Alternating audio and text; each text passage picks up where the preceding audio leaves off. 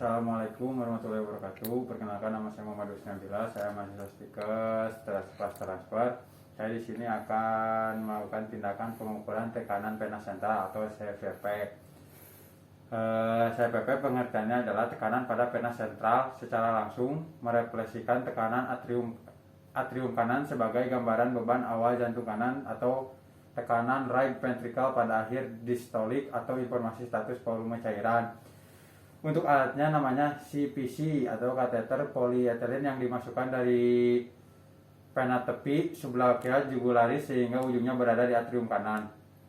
Indikasi pasien yang terpasang CPC adalah pasien yang mendapatkan cairan dalam jumlah banyak. Lalu ada tujuannya adalah tujuan pemasangan CPC adalah mengetahui tekanan pena sentralis, yang kedua untuk memberikan cairan intrapena, yang ketiga untuk mengambil darah pena, dan untuk memberikan obat-obatan yang pekat melalui intrapena dan memberikan cairan jumlah banyak pada waktu yang singkat dan dilakukan pada penderita gawat kritis dan posisi pasien dan di ICU. Untuk prinsipnya pemasangan CPC-nya steril, tapi untuk pengukuran CPP-nya itu bersih. Lalu ada persiapan alatnya. Mohon maaf ini sederhana Ini dianggap sebagai manometer. Lalu ada cairan NaCl, karena cairan NaCl adalah cairan yang sama dengan tubuh pasien. Lalu ada infus head 2 buah. Lalu ada 3-way dan extension tube.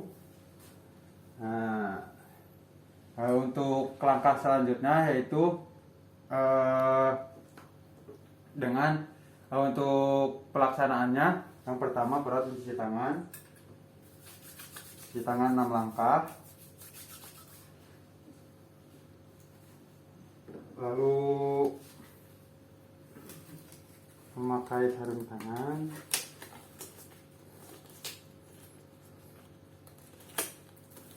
Sarung tangan.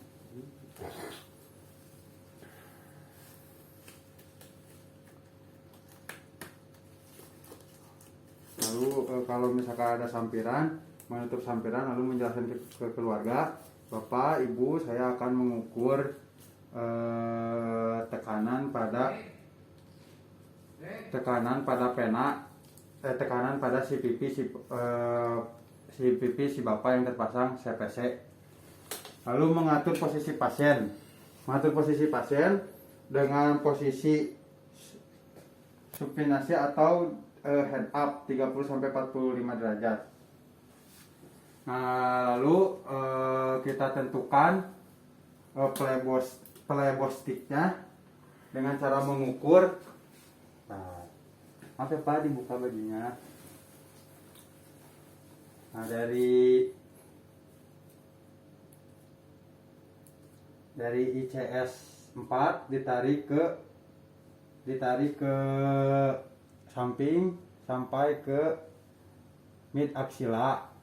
Lalu dari mid aksila ditarik ke bawah sampai bertemu titiknya, lalu dikasih tanda menggunakan spidol.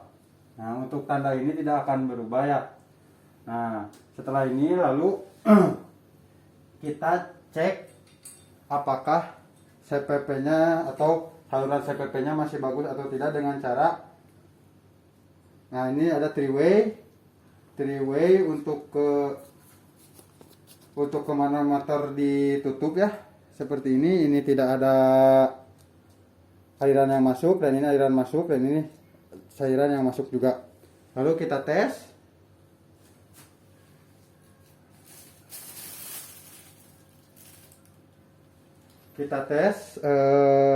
Dengan cara seperti ini.